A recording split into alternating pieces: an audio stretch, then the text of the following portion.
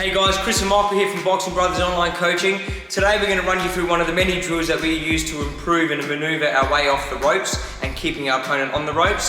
So we're going to be focusing on both role plays. Michael's going to be the person against the ropes trying to get off, and I'm going to be his opponent trying to keep him against the ropes. So in a perfect world, when you've got enough time and telegraphic ability, you want to be able to roll under hooks, because that's what we're going to be focusing on mainly today.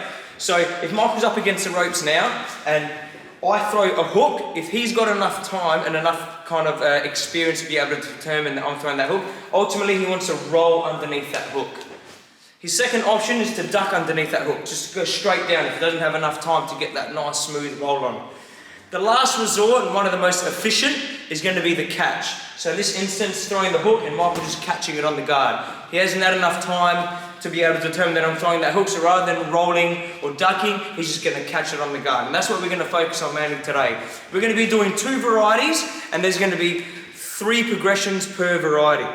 So we're going to start off with Michael up against the ropes. And we're going to start with just like kind of like a neutral sparring position. So Michael's going to be throwing jabs, I'm going to be throwing jabs, nice and relaxed, and then eventually Michael's going to choose a direction to travel in. So he might travel to his right and I'm going to track Michael.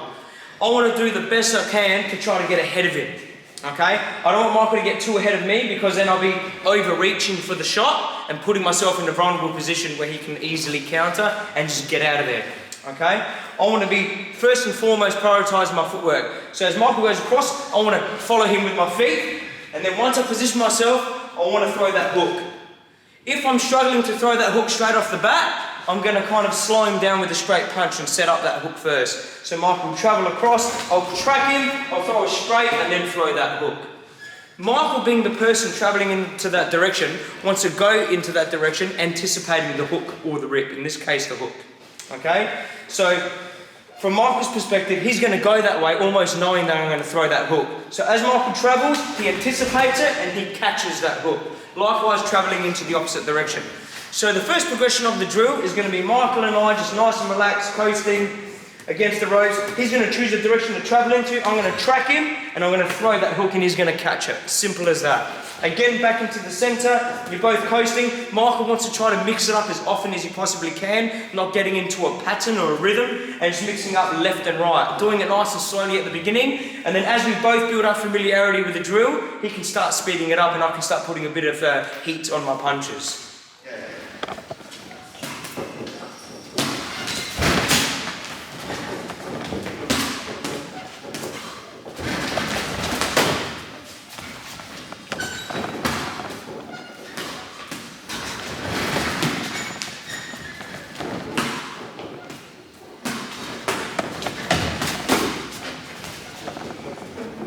The second progression of this drill is going to be Michael countering. So first and foremost, Michael still wants to focus on catching that shot. So Michael travels across, he catches the hook, and now he's going to counter with multiple punches.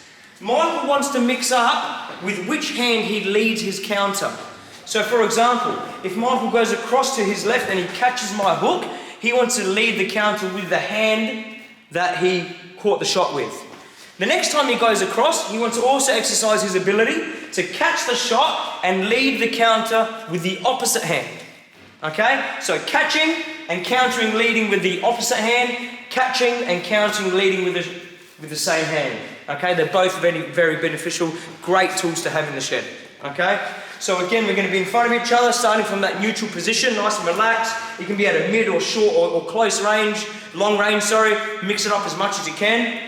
Michael's going to travel, I'm going to throw the hook and he's going to throw a multiple punch combination, mixing up the hand that he's leading with every single time.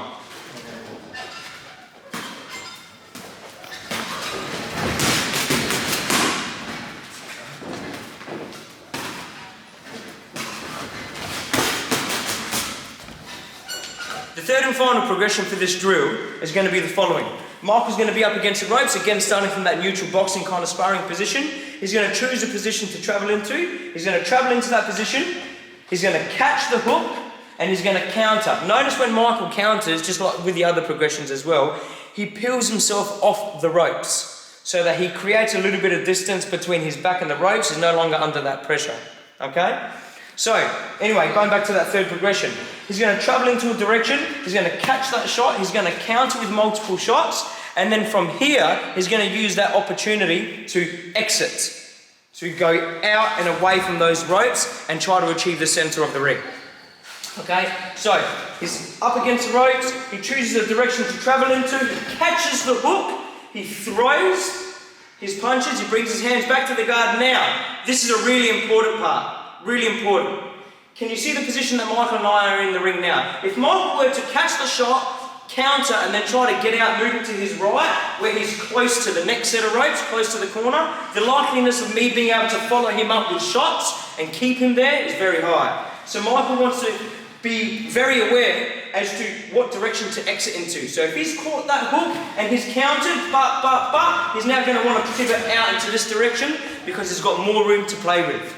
Okay? So just to summarise that third progression, Michael's up against the ropes, we're sparring, we're just moving around, throwing punches, trading, he travels, I throw that shot, he counters, and then out he goes. Once Michael gets out and into the centre of the ring, he wants to assert himself in the centre of the ring by throwing punches, whether it be just a jab, a double jab, a 1-2, and keeping that pressure on the opponent so that they're not vulnerable to ending up on another set of ropes.